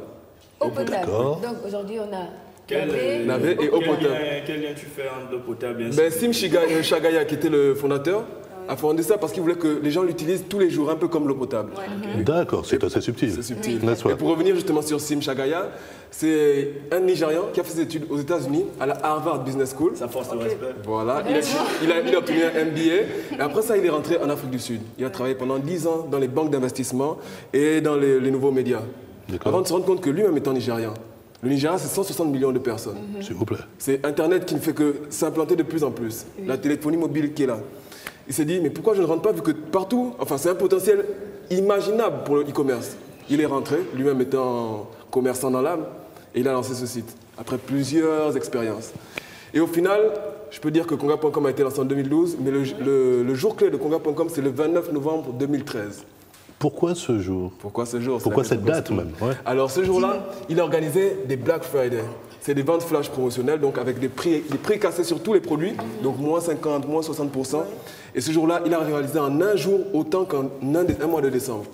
Super. Le mois de décembre qui est quand même le mois le plus vendu en fait. Oui. Alors, pour Konga.com, l'avantage c'est que ce sont les modes de paiement qui sont à disposition. Parce que c'est vraiment adapté à l'Afrique. Il y a les cartes bancaires comme naturellement. Aussi par... les mobile money. Mobile money, qui sont mais aussi il y a le paiement à la livraison. C'est-à-dire vous commandez et c'est seulement quand vous recevez le produit que vous payez. D'accord. Donc c'est vraiment adapté à tout le monde. Ok. Mais alors pour le coup, c'est-à-dire je suis ici, je suis au Gabon, je me connecte sur le site, et à partir de là je passe une commande, je ne sais pas. Eux ils sont vraiment implantés au Nigeria parce qu'avec 160 millions de personnes, ils ont vraiment de quoi faire. C'est dommage. Mais maintenant cette année, ils sont passés à l'internationalisation. C'est mieux. Oui, parce que justement, il n'a pas caché qu'il voulait devenir le Alibaba d'Afrique. Donc Alibaba, le site numéro 1 du e-commerce. Chinois, oui. Et je pense que c'est en bonne voie parce que Naspers, le numéro 1 du e-commerce sud-africain, a investi 15 millions de dollars dans Konga.com. Et Kinnevik, c'est un fonds d'investissement suédois, a investi 40 millions. 40 millions de dollars dans son projet. Ça donne le tournis, tout ça. Ça donne le tournis, mais ça donne aussi beaucoup d'espoir parce que c'est ça l'Afrique qui gagne. Bien sûr. C'est-à-dire, tout le monde sait que l'Afrique, c'est une masse de population et une masse de consommation très importante. Pourquoi s'intéresser à des styles Zalando, comme tu disais? Quelque chose que Nick a certainement oublié, parce que j'ai quand même suivi de manière partielle l'évolution de Sim Chagaya. Il a reçu en 2013 le prix de l'entrepreneur de l'année. Et justement, Konga.com a été plusieurs fois récompensé. Ils ont été meilleure entreprise de l'année, marque émergente de l'année. Et surtout, ils ont été la marque la plus innovante du secteur de la distribution au Marketing World Management. Écoute, ça fait vraiment partie de l'Afrique qui gagne. On va passer donc à l'Afrique autrement. Le temps pour nous donc de nous séparer d'Uriel Abaga. Rappelle-nous ton actu. Non, c'est juste un au revoir, c'est pas un adieu, n'est-ce pas? Alors ton actu, très rapidement. Les 6h, les 13h de la rédaction de Canal 7 en alternance avec mes confrères de la rédaction. D'accord, merci Uriel. Le temps pour nous d'accueillir finalement on l'attendait depuis longtemps, le pape de l'information, le patron de la rédaction de Canal 7, Michel Épée. Il sera avec nous tout de suite après l'Afrique autrement, après ça.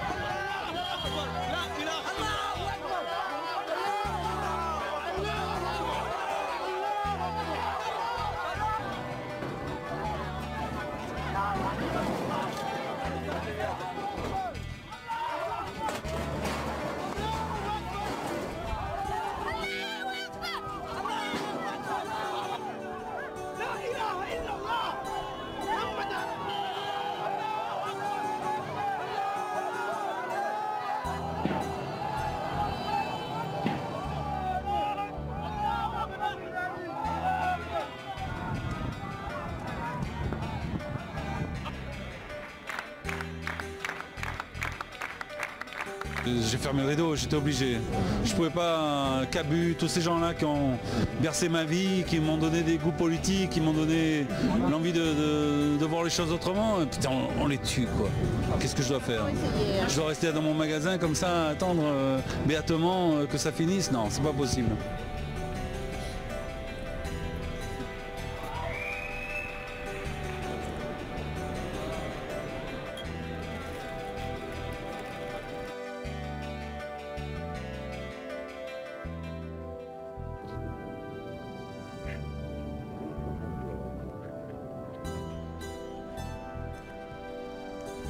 C'est important que les gens qui ont fait ça voient que on s'exprime quand même, on rit, on pleure, on est là tous ensemble et ça ne nous arrêtera pas, quoi.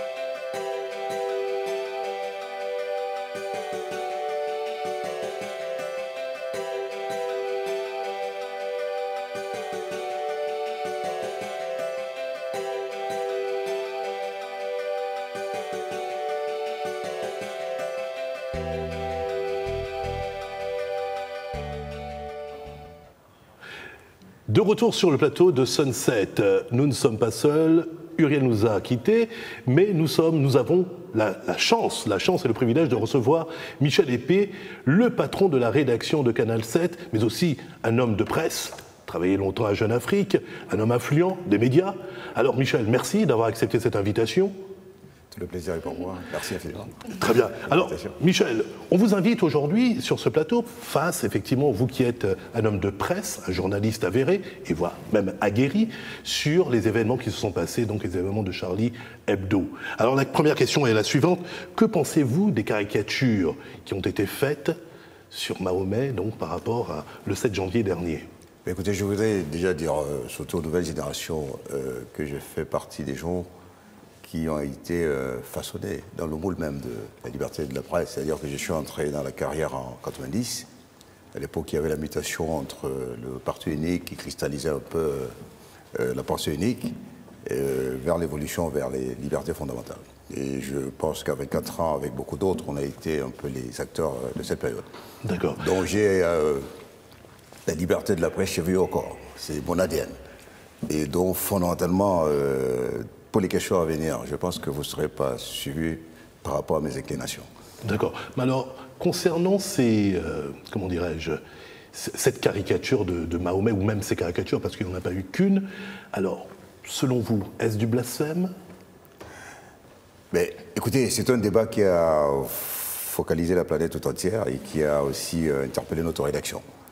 Et nous y avons consacré des éditions d'information spéciales parce que nous sommes là aujourd'hui parce que la liberté existe et que la liberté de ton qui prévaut celle de cette émission participe aussi de cet absolu.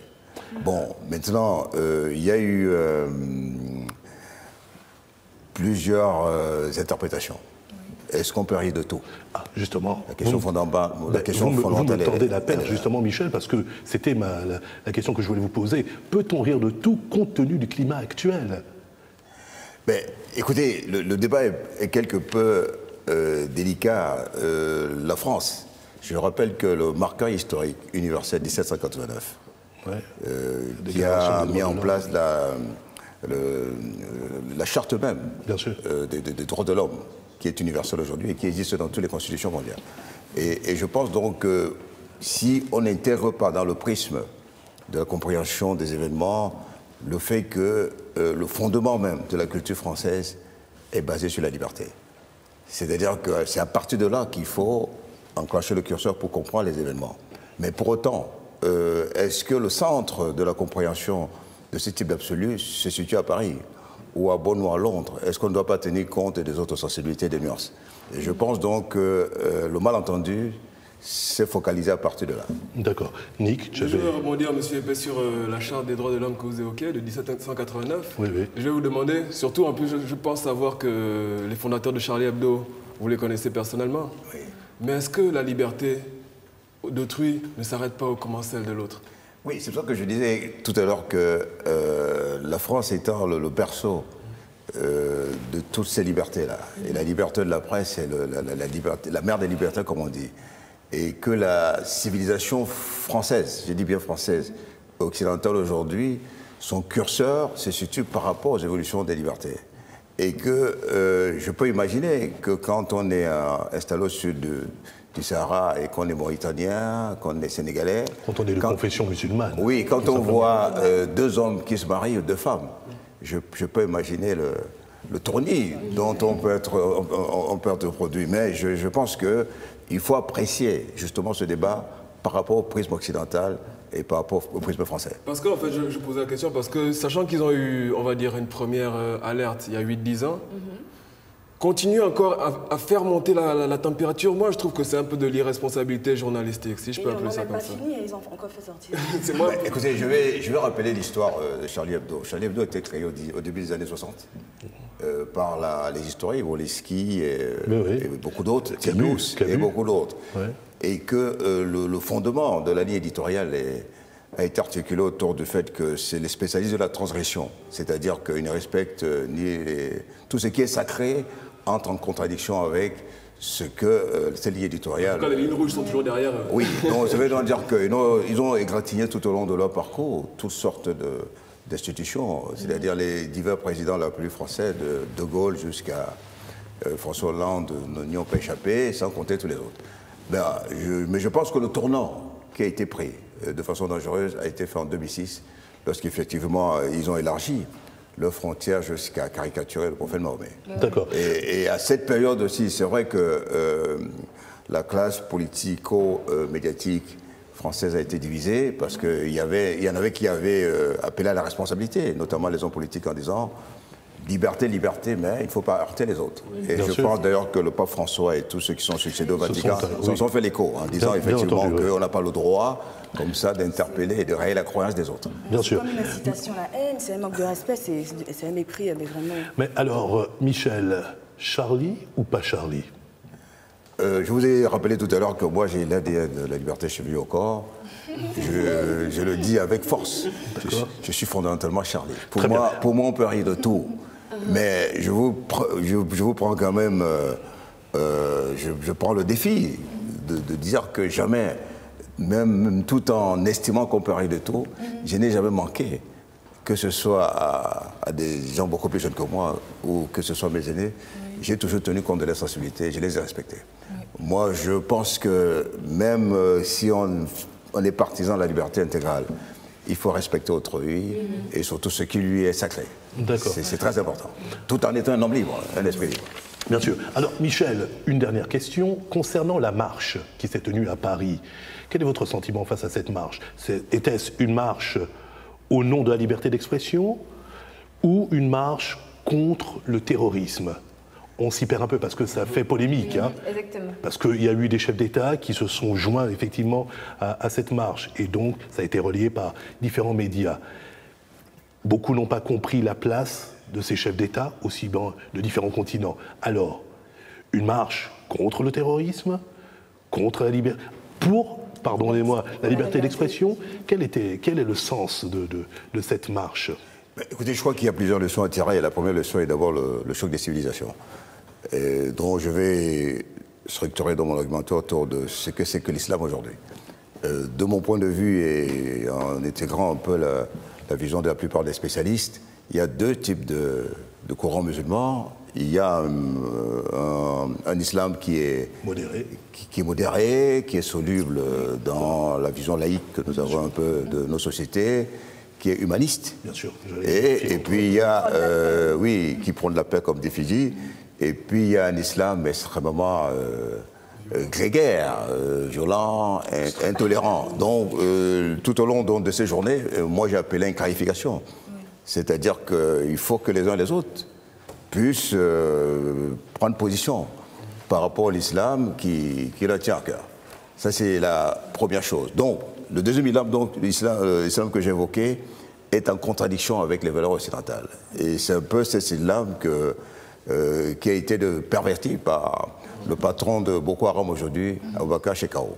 C'est-à-dire que c'est le même visage d'islam qui prône l'installation de la charia et qui, en se prévalant du prophète, exclut l'autre jusqu'à parfois commettre des crimes extrêmement odieux.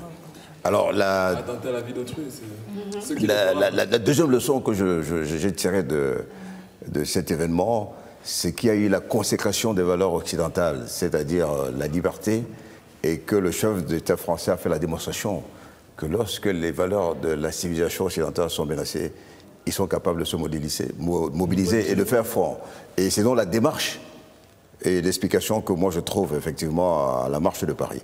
Bon, maintenant à l'intérieur de cette marche, il y a eu une espèce de malentendu. C'est-à-dire que pour donner une dimension universaliste à cette marche, on a appelé quelques représentants des Dames de la Terre, c'est-à-dire Macky Sall, Omar Bongo Ondimba, le président du Mali, qui était d'ailleurs à la droite de François Hollande.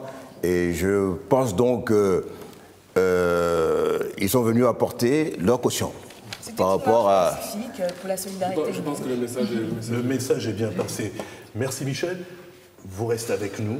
Nous allons passer à table. C'est la rubrique Tostanko.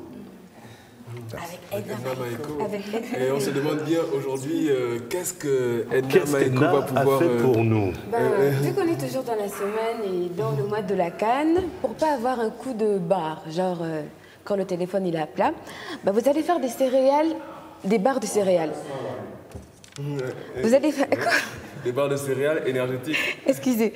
Mais vous allez faire des barres de céréales énergétiques. Pour ça, il va falloir avoir d'abord, pour les réaliser, il vous faut du beurre, du muesli, un paquet de pépites de chocolat, un paquet de pépites de chocolat, Des abricots, je pense. Il en faut combien? 2, 3? Il faut juste une boîte, merci Roger. Et il faut savoir que pour faire ça, il faut du lait concentré mais non sucré. Donc on a, bon, pour pas faire de pub, pour les femmes qui ne connaissent pas, il y a le bonnet rouge. Il est non sucré mais il est concentré. Et il vous faut une bonne quantité de miel et des fruits secs. Vous mélangez tout ça dans un plat mais ne mettez pas le chocolat avant. Vous mettez tout ce qui est sec, après vous mettez le lait, vous mettez le chocolat en dernier, vous mettez ça au four et vous attendez 10 minutes à 180 degrés et vous avez vos barres de céréales top et bien. D'accord. Alors, Michel, vous êtes un fin épicurien, parce qu'on se connaît aussi dans la vie, il faut le signaler. Alors plutôt, gourmand ou gourmet? Je connais déjà la réponse. Naturellement gourmet. N'est-ce pas?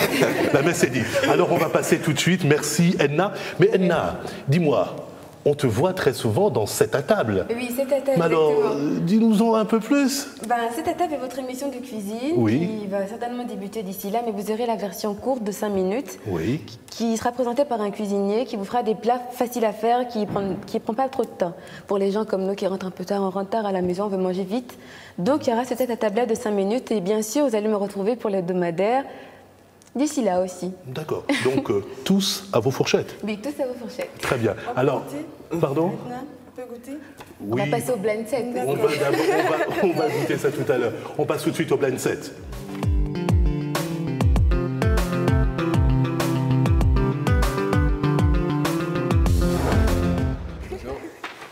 Alors, de retour sur le plateau de Sunset et on va jouer au blind set. Petit rappel des règles, un petit rappel des règles. Le blind set, vous allez entendre un titre. À vous, effectivement, de trouver le chanteur ou le titre en question. Je rappelle aussi à Michel les pays qui sont les champions en titre, quand même. Bon, pour l'instant, je pense que c'est 3 partout. Non. C'est 3 partout. Eh oui, c'est 3 partout. Oh, eh oui, c'est 3 partout. Donc, il y aura l'équipe donc de Michel, avec celle donc de Fidji, et Nickella et Nick. Donc, un gars, une fille. Je ne sais pas, il se bat partout, j'ai l'impression. Il a rêvé de toi. Parce qu'il n'y a pas d'équité. J'ai pas pu réviser mes fondamentaux. Non, c'est pas grave, tu vas bien t'en sortir. Et en même temps, tu es à côté d'une férue de musique. Spécialiste, en tout cas, on va le voir. Mademoiselle 7 hits. N'est-ce pas? Est-ce que tout le monde est prêt? Tout le monde est prêt en régie? Alors c'est parti, on va écouter le premier titre.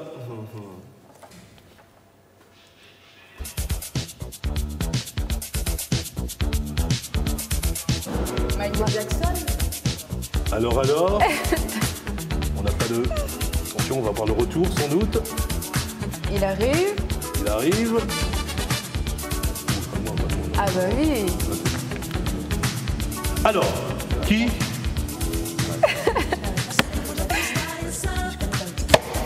Bon, apparemment, il y a un petit vide. Donc, Michael Jackson, et pour le titre Fidji, Wanna Be Starting Something. Ok. Bravo. Ce n'est pas un point. C'est le Laurent Baffy de Sunset, il faut le dire. Voilà, c'est le Laurent Baffy. Oui, pour les chanteurs, oui, ça passe. Un point à rien. Ok? On passe au deuxième titre? Non, on prend la parole d'autorité. Oui. N'est-ce pas? Oui. Non, le pouvoir se prend par la force. Voilà. Alors, le deuxième titre?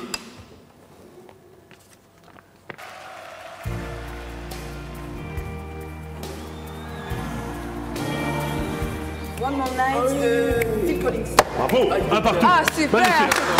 Félicitations. Magnifique. C'est ma chanson préférée. Ah oui, on a tous dansé là-dessus. C'est premiers amours, Oh, magnifique. Oh, One Man Night. Oh, One More Night. Je ne sais pas quelle régie, c'est Stéphane, c'est Guilain, c'est Randy, non, c'est Rodi. Enfin, peu importe. Le troisième titre. Marvin Gaye, Sexual.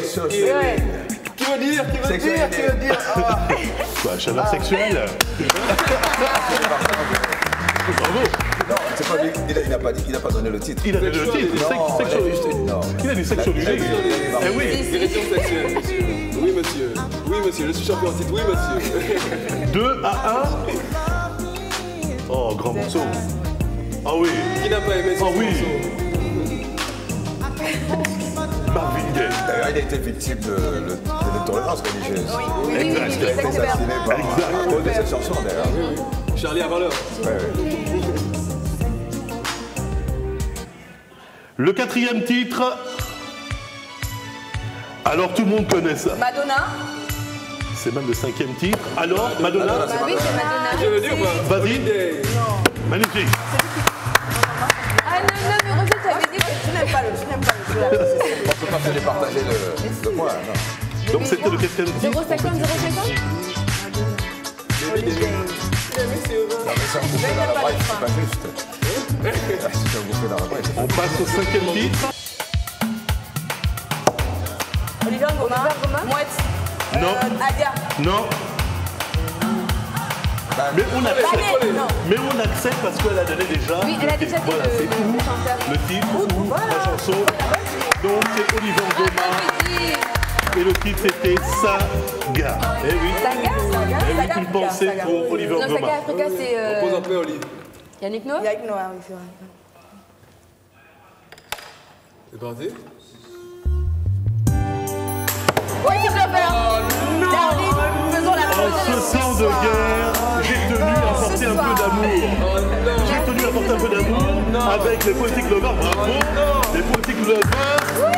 Darling, faisons l'amour ce soir. On laisse couler. On laisse un peu couler. Attends, c'est le métier, là. Non, c'était le dernier. C'était le dernier qui a gagné. Je suis fier d'apporter. Bravo, félicitations. Voilà, le dernier, c'est comme ça. Non, bon, c'est bon, je quitte le plateau. Non, non. Magnifique. On va passer. C'est Michel Épée qui t'a fait gagner. C'est Michel Épée. C'est fini. Oui. C'est ta bonne étoile aujourd'hui. Ben, c'est déjà fini. C'est déjà fini. Là, j'entends le son de la semaine qui sonne le glas, véritablement à la fin de l'émission. Ce n'est pas des adieux. Ce ne sont pas des adieux. C'est juste un au revoir. Un grand merci à Michel Épée, le patron de la rédaction, hein, grand homme des médias hein, et de presse. Merci encore. C'est un plaisir d'être là. Merci beaucoup à Michel. Merci Yannick, Fidji, Edna et Uriel. Mais aussi à l'ensemble des équipes techniques. Idriss Ngo et Ngo Akougué à la réalisation. Mais bravo, merci à tous. Et n'oubliez pas, la télé, c'est que du bonheur. À la semaine prochaine. Merci Michel. T'as gagné.